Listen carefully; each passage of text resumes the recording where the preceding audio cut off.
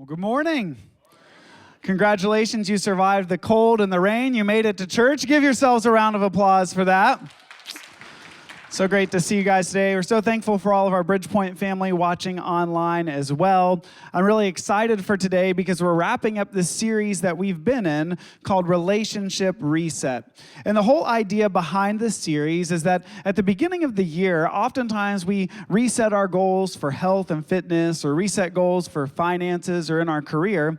But I think this is also a great time for us to hit the reset button in our relationships and experience a fresh start as we head into 2021. And so we've talked about topics like handling conflict or forgiveness or even developing the right kinds of relationships in our life. But we wanted to set 1 week aside where you guys control the content. So today is our Q&A Sunday, or as I like to call it, Pastor on the Hot Seat Sunday. And so you guys have been sending in questions for the last few weeks. There's also a phone number on the screen. You can text your questions in, and we'll be taking some of them live today. But whenever we do these Q&A Sundays, there's a few caveats that I like to put in place. The first one is this: I don't know everything.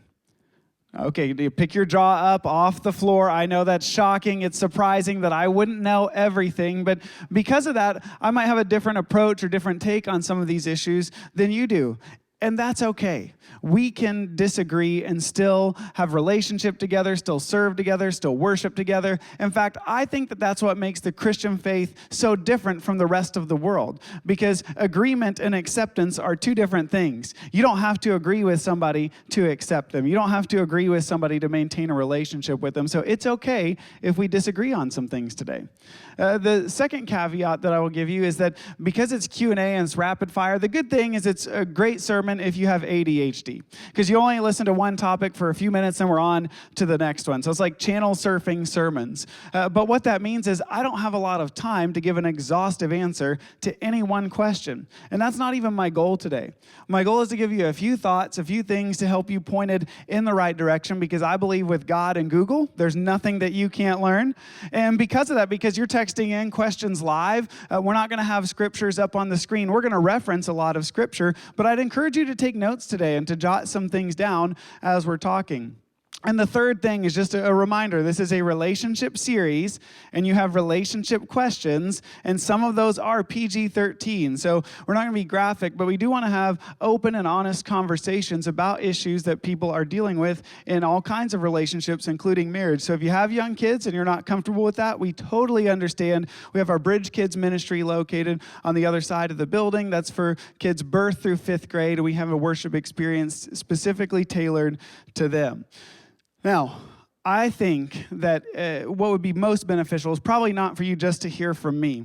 And so as we kind of were preparing for this, I looked up some of the world's most foremost relationship experts, and we found one who is extremely smart. They have a lot of wisdom, and I think is really good looking. So put your hands together for my wife, Bethany Speer.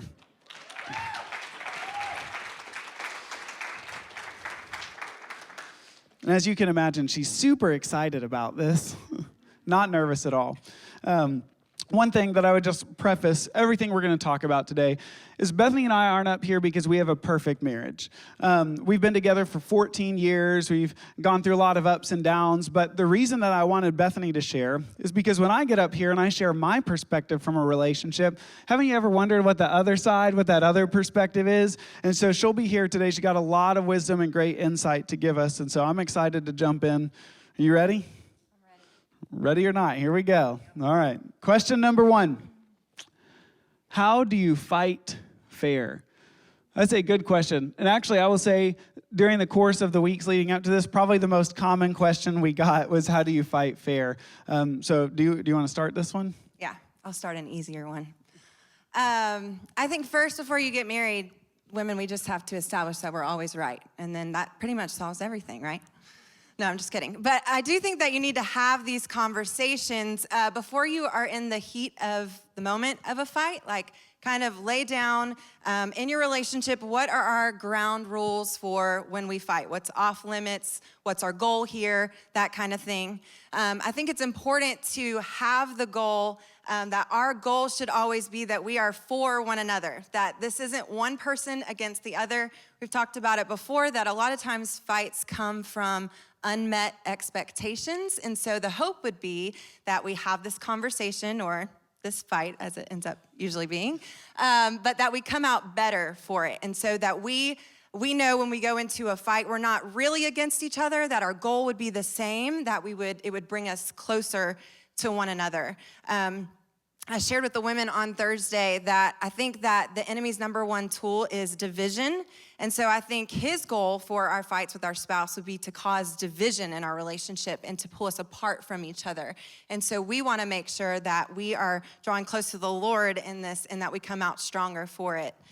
One of our main rules that we established early on in our relationship is that you make the fight about the fight. Like, whatever the topic is of the fight, we're staying on topic with that. And we're not bringing in baggage from 10, 15, 20 years ago to justify our point now. Like, that has been resolved and that has been forgiven. And if we say that it's been forgiven, then we're not gonna bring it into a fight that's not really anything to do with what has happened in the past. Yeah, and I think this is good because this applies to every relationship, not just a marriage relationship. I'm the kind of person that when I'm arguing with somebody, I want to be right, okay? I want to win the argument. But the goal, like Bethany talked about, isn't to be right, but it's to bring resolution. So would you rather win the fight and lose the relationship, or would you rather concede some points to maintain that relationship? And I think, any close relationship you have, there's going to be fights, disagreements, whether you're in high school all the way up through, your final days. Those relationships, there's going to be some tension there, and you want to work towards resolution. The other thing that we've made a commitment to each other for, Jesus says that if someone has sinned against you, you go and talk to them. And then he says, if they won't listen, then you can bring other people in to kind of mediate. But the first step is you have to approach them. And I think it's so easy sometimes when we get in an argument with somebody to go talk to other people, but not actually talk to that person.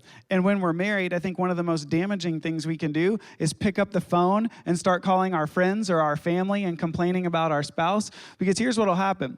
If you get a fight with your spouse and you pick up the phone and you call your parents, well, you're going to hang up the phone and you're going to resolve the conflict with your spouse, but your parents didn't resolve that conflict. And now you've driven a wedge into their relationship with other people. So that division becomes exponential. And so you have to make sure, it doesn't mean that there aren't people that you can't vent to. I'm sure Bethany has friends that she vents to about me sometimes. It doesn't mean we don't have those close friends in our lives, but it does mean that when we're in the midst of a fight, that we want to keep it in the marriage and try to keep as much unity as possible.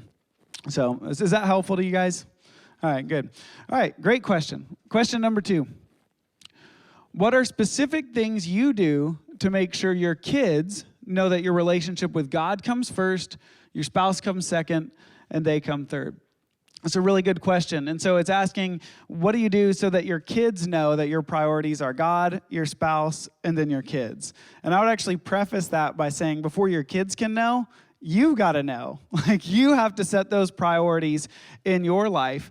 Jesus was asked what the greatest commandment was, and he said, love God, then love others the same way that you love yourself. And so it's God first, others second, yourself last. And I think that we live in a culture oftentimes that puts our goals, ambitions, and dreams above God, above our family, above our spouse. I also think we live in a culture where this order's flip-flop just a little bit. You've got kids, and then you've got God, and then you've got your spouse. Or even worse yet, kids, spouse, and then God. So I think the first step is you got to get your priorities in order, and then you can communicate that to your kids. So Bethany, what are some things that you do that help our kids know that God has number one priority in your life? Yeah, I think a really big part of this is letting your kids see you spend time with God. This was really big for me growing up. My parents involved us. Like, I saw my mom, reading her Bible and praying. We did, devotions together as a family before we went off to school. My dad always prayed with us before we got out of the car for school. And so for them to see that it's a priority by us, being out, I know Well, my oldest, sometimes when he's coming down, getting his breakfast and ready for school, I'm still on the couch reading my Bible, and I want that to be something that they see me model. This was always modeled for me as well. I spent the night with my grandmother often, and I would wake up in her room, and every morning I would wake up, and I would see her in the corner in her little blue chair, and she was always reading her Bible and praying, and so that had a huge impact on me, and so I knew what kind of impact that could have on my kids if I did the same, not always, stayed in a quiet place, and there are times for that, but also just modeling for our kids to see. I think the other thing for us is it is a non-negotiable in our household that we are in church on Sunday. And this isn't just because, we're a pastor's family. Matt hasn't always been a pastor. It's always been a priority for us. And I feel like personally, a lot of parents, like in our culture right now, I feel like we've gotten a little bit weak in this. And I think that a lot of people say, well, I don't want to force this on them because I'm afraid that they are going to turn away from God. And I would say to that, how can they turn away from God if you haven't turned them towards him in the first place? Whoa, bringing the fire this morning. And so I think that is very important for our kids to know this is a priority, and we're going to go to church whether you feel like it or not, or you're tired or not, we're going to be there. Yeah, and I want to piggyback off that too, is we don't let our kids decide whether or not they're going to go to school. We don't let our kids decide whether or not they're going to eat their vegetables, but we will let them make the most important decision they will ever make on their growth and development in their spiritual life. And they can't drive, they can't vote, they can't do all that stuff, but we're going to let them. We definitely want our kids to have a say in that, but at the end of the day, my responsibility as a parent is to help them grow spiritually. So I know that, one thing that's really impacted me is I read a study a few years ago that said the number one indicator on if your children will become readers is whether or not they see their dad reading.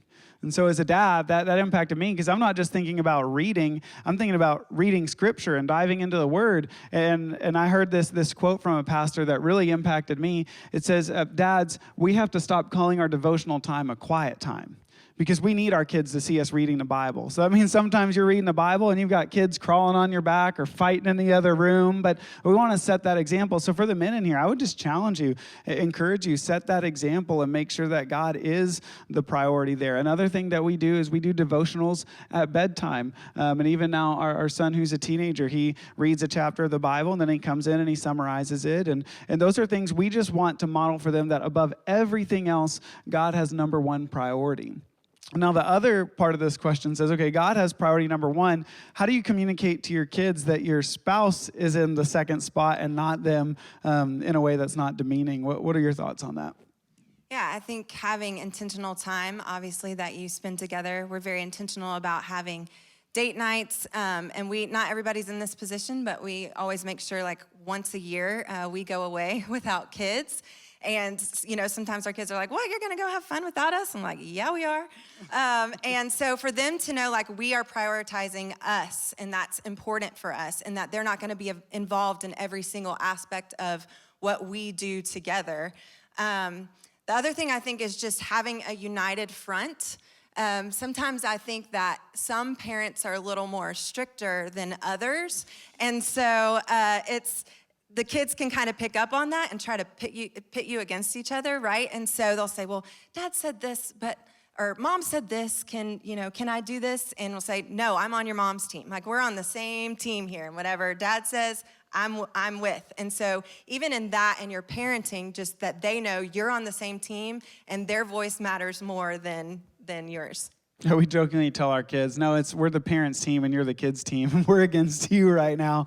I want to echo, too, even just date nights. Like, I think every family can do date nights, even if it's put the kids to bed and do an at-home date night. But seriously, if you don't have $50 to pay a babysitter for a date night, then you need to, like, re-examine your whole financial priorities, right? Like, you need to join that financial peace group, because $50, that's an investment in your marriage. And I think one of the number one reasons that marriages fall apart is because they forget that they like each other, and they forget to spend time together. And, we still do things like we still play putt-putt. I'm the current reigning putt-putt champion in our family. We'll go out to eat. We'll do a lot of different fun things because we just want to spend time together. Our kids know that, and I think everybody can make that investment into their own marriage.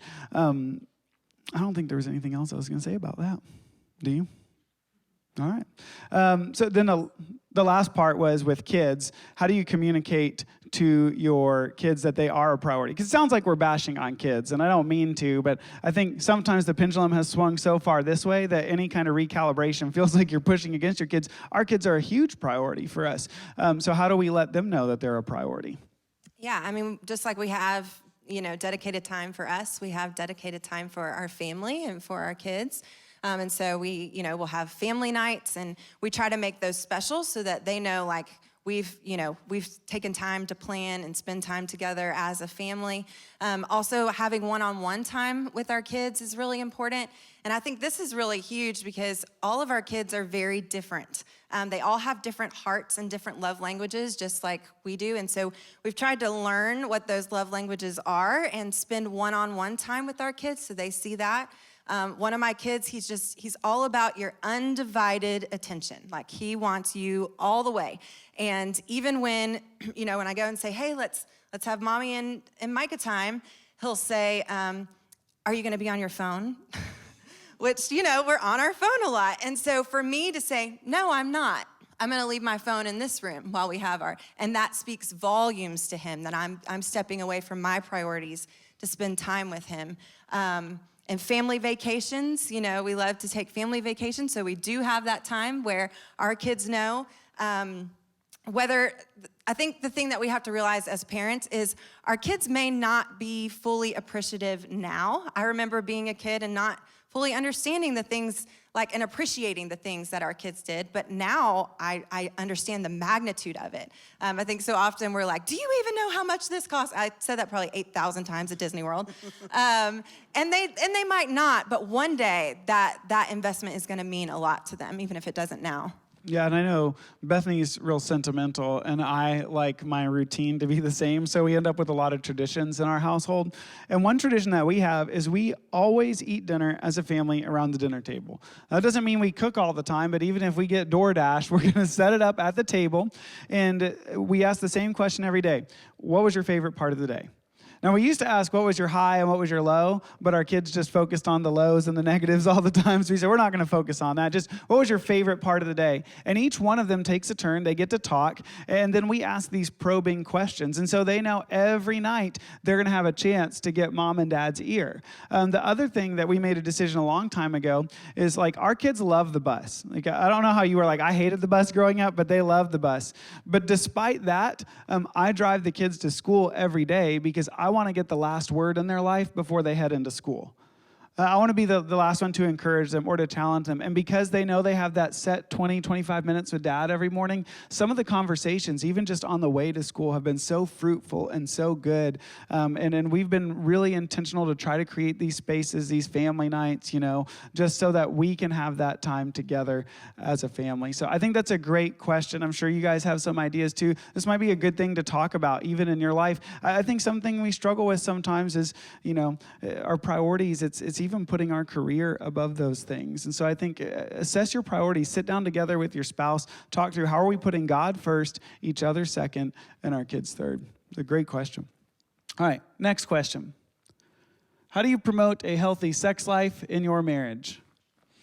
I told you it's PG-13. You want me to take this one? All right. Start. All right. How about we do this? How about I want y'all to know how much time I spent in prayer praying that my parents wouldn't show up this morning. So thank you, Jesus, for answering. But maybe prayers. They're watching online. So that's you guys. We love you. We're thankful. Right now. How about this? How about I'll answer first, and I'll talk to men, then I'll address women, and then I'll let you do the same. Sound good? All right, men. Where's my men at this morning? There we go. We got one. One's excited. All right. Here's what I would say to men. That to put it, kind of bluntly, sex starts outside the bedroom. And here's what I mean. There's a scripture. When Paul talks in Corinthians, he says that wives, your bodies belong to your husband. And that's where most men stop reading. And they want to use that verse. But the second half of that verse, it says, but husbands, your bodies belong to your wife. And so really our goal ought to be to serve our wife so well. We want to bless her so much that she is excited to bless us in the ways that we want to be blessed. And so if you come home from work And the first thing you do is sit down on the couch, pull out your phone, or head to your office, or take some personal time, and you come down and eat dinner, and then you disappear for the rest of the night. Like if she's had to cook dinner and clean and bathe the kids and get them in bed, like don't be surprised when she really is tired and really does have a headache. Like we have to serve our wives in ways that really make them feel loved. And I think a lot of times we get confused on how to show love to people. Are you guys familiar with the 5 love languages? So there's different ways that people give and receive love. And as guys, I think that sometimes, there's certain ways we want to receive love, and we assume that that's how our wife wants to be loved. But let's say that I love receiving gifts. Well, I could give gifts to my wife all the time, but if her love language is words of affirmation, that might not be making the same connection. Whereas I could just say, babe, you're so beautiful, and I'm so proud of you. And that might mean more than getting a diamond necklace. And so we have to know that sometimes serving our wives means loving them in ways that may not be the way we receive love. So I would encourage you guys, challenge you guys, like try to outserve your spouse. Like try to serve them so well that they're just so excited to spend time with you. And then for women, kind of what I would say, really 2 things. As guys, we never want you to know when we're hurt. And so when we feel rejection, a lot of times we try to mask that and act like it's not a big deal. But just know like that can really hurt a guy like right in his heart. And I'm not saying that you shouldn't say no. I'm just saying like let us down easy. Like overly communicate with us. Like do not drop hints to us. Don't like sometimes Bethany, like if she wants a gift for Christmas, like she knows she just has to write it down and say, buy me this thing for Christmas, because I don't pick up on subtle hints. Like communication is key. The other thing I would encourage is never ever use sex as a weapon, because sex is the ultimate expression of love, the ultimate expression of giving yourself over to somebody else. And when we weaponize it, it no longer becomes something that's life-giving, but it becomes manipulative, and something that God designed to be really good all of a sudden becomes bad. I used this illustration when I was a student pastor talking to students about sex in a proper context, which is marriage. A fire in a fireplace is awesome. It brings a lot of warmth, a lot of light. But if you take that same fire and you put it in the middle of your wood floors in your living room, all of a sudden it's going to burn the place to the ground. And in the same way, sex in a proper context is beautiful. It gives life. But you put it in the wrong context and it can be destructive. And by the way, the wrong context does not just mean outside of marriage. It can be as it's used as a manipulative tool or a reward or anything else. Like we have to be willing to treat that as saying, hey, I love you so much. I'm giving you every part of myself. Your turn. I think you did a great job. I think we can move to the next one. This is the only question I wrote notes down because I was a little bit nervous. But just to reiterate what he already said, I do think that our goal in marriage is to serve one another.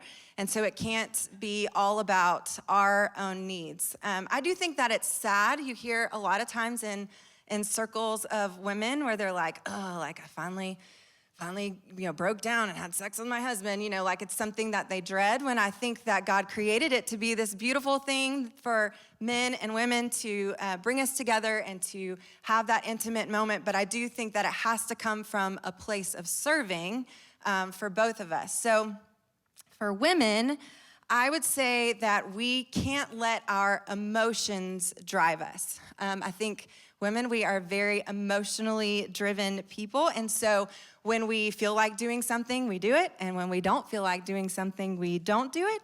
And so the problem is that generally men have a little bit more of that need than we do. And when we feel like it, they always feel like it. But it might not be the same vice versa. And so we can't just not serve a need that our husband has because we don't feel like it. I got really convicted about this a few years ago. It was funny. I was talking to a friend of mine, and we had been holding each other accountable about going to the gym. And she was like, I wake up some mornings and I'm like, yeah, I'm gonna go tackle the gym. And then I wake up other mornings and I don't wanna go.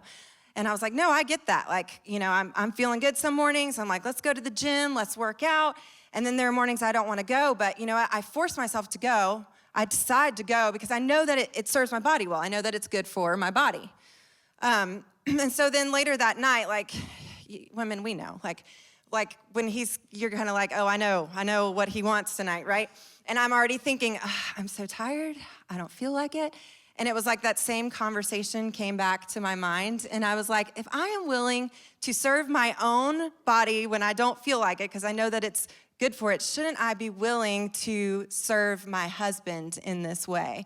And so just knowing that you can't always go off of your emotion and when you don't feel like it, but also understanding that I think for women, because we are so emotionally driven, in our mind, like we have to feel like fireworks and butterflies all the time, and it's not always like it doesn't always have to be that way. When we went to this newlywed conference, we've used this saying ever since then. They referred to something as shoebox sex. And they were like, you have like that pair of shoes like in your closet, and it's like your go-to comfy pair. Like it's not the one that's like the most fashionable, but it's comfy and it's your go-to, and that's what you do, Sometimes that's a thing, and that's okay. It doesn't always have to be fireworks and butterflies. And so I think the big thing to understand for women is that it can be emotion and action, like they need to be together. But the key thing to understand as women is we can't always control our emotions, right? Like we're all over the place, let's be real. But we can control our actions. And what I have found is a lot of times in the time when you need to lead with action, the emotion will follow. And so I think that's important. All right, men. Now I'm gonna sweat bullets. I think understanding women's needs, we already talked about serving each other. I think men, like when you're loving your wife well, you're gonna be understanding of those times when we are tired. And there are seasons. Like I remember when my kids were really, really little and they're hanging on me all day and they won't nap and I'm running all over the place and I'm tired. Just, being understanding of that. And I think when you love your wife well, you are automatically understanding of that. But the other thing that I would say, I'm just gonna go for it, is that, they talk about how women are like crock pots and men are like microwaves. Just so you know, like when you treat us like crock pots instead of like a microwave, we're more excited to go to the gym, if you know what I'm saying. So I would say, there you go. Communicating needs. Communicating your needs, I think, is so important. And I think for women, sometimes we shy away from that. And maybe from men, you're not always as apt to listen to those needs. But I think when we communicate those needs well and we're meeting needs well, then it ends up being more of something that we both are excited about and look forward to than something that we just do as a choice. Yeah, and I think that is one way that we serve each other. Bethany hates when I use this illustration, but let's think about sex like a pool, okay? And there's certain things that lead up to that moment. Don't think of sex like a pool. There's certain things that lead up to that moment that might be, let's say, like getting on a slide to get into the pool. And a lot of guys like to cannonball in. A lot of girls like to slide down the slide. Listen, part of serving your wife is getting on the slide. Part of serving your wife is taking time. And I think that as his guys, we have to remember that. I think guys can be very selfish in this area. We can tend to think about ourselves. But the question is always, how do you serve your spouse? Sex is a culmination of everything else that's happening in your marriage. So if you have bad communication in other parts of your marriage, it's going to be here.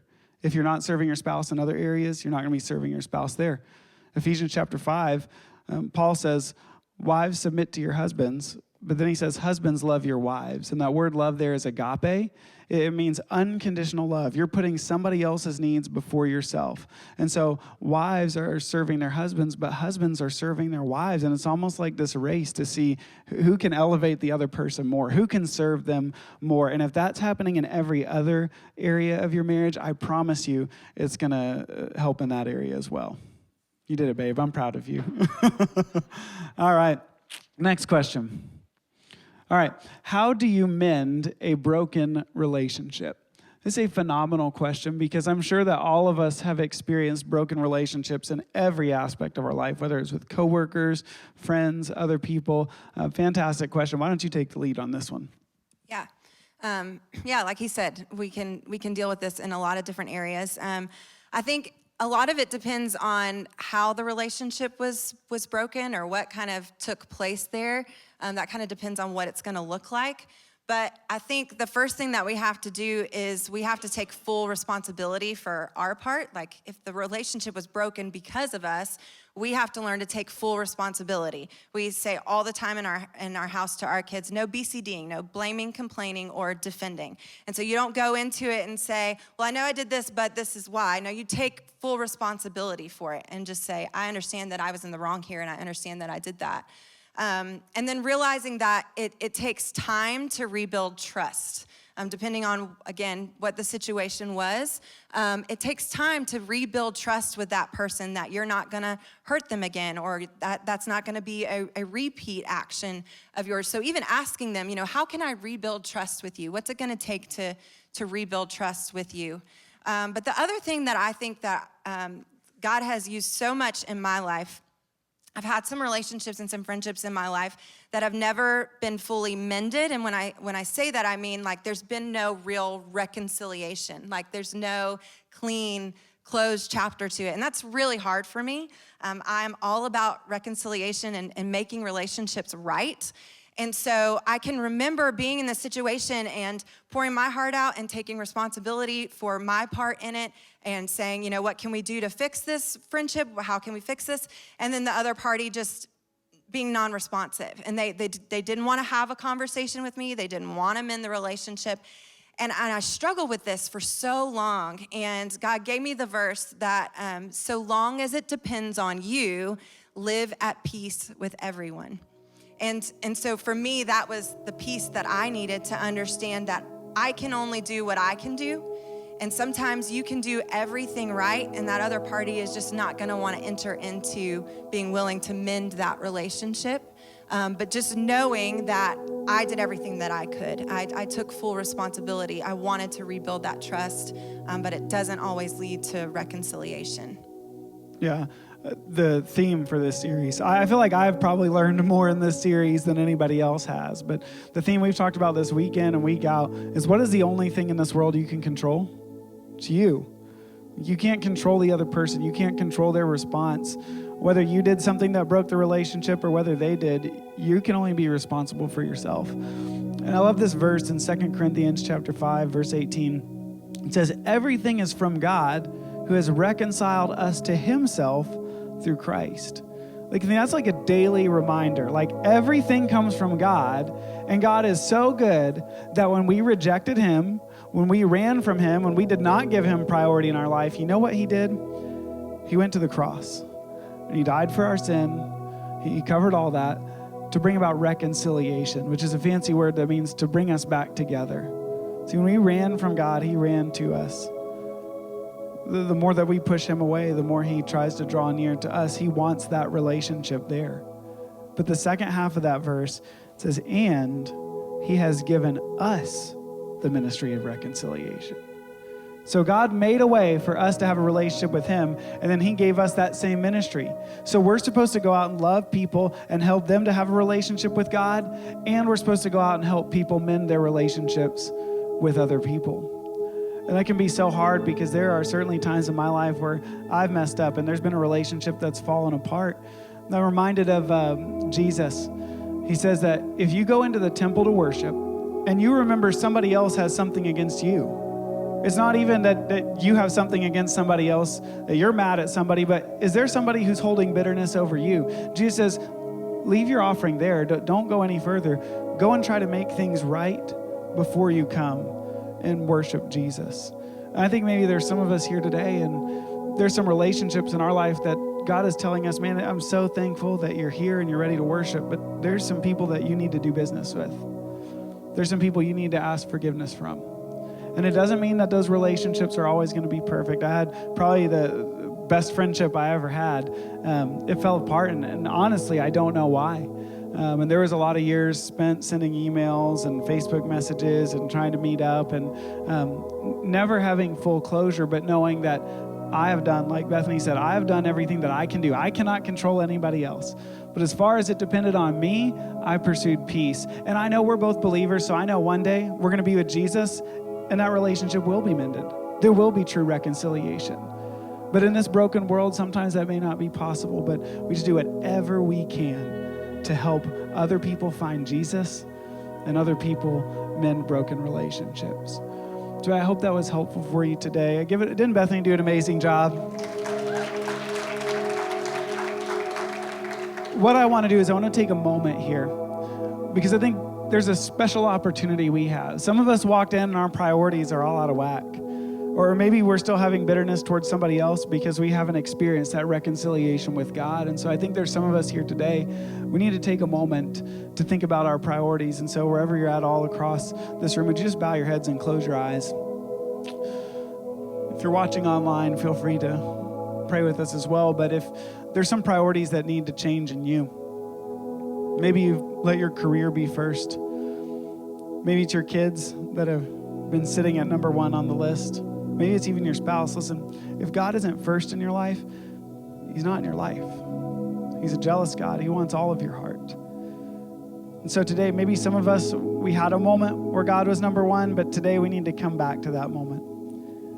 Or maybe you're sitting here today and you've experienced so much brokenness in your relationships, but what you really need is to mend your relationship with God. And that's possible because Jesus died on the cross for our sins. And so if today you're ready to put God number one, you're ready to come back home to him, or maybe just to give your life to him for the very first time, wherever you're at, say this simple prayer, just in your mind between you and God. God, I admit that I'm broken. And I believe that your death and resurrection was enough to save me and to mend our relationship. And so today, I'm committing my life to you. Today, I'm coming home.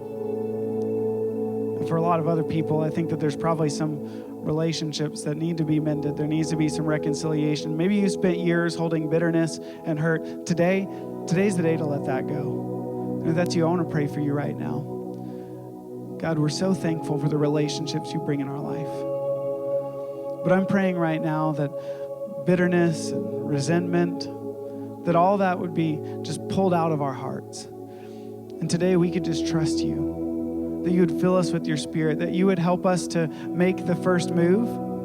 You'd help us to swallow our pride and be humble enough to apologize for things we need to apologize for, and then to trust you with the results. God, we know we can't control anybody else, but today we just want to be obedient and follow you. We love you so much, Jesus. It's in your name I pray.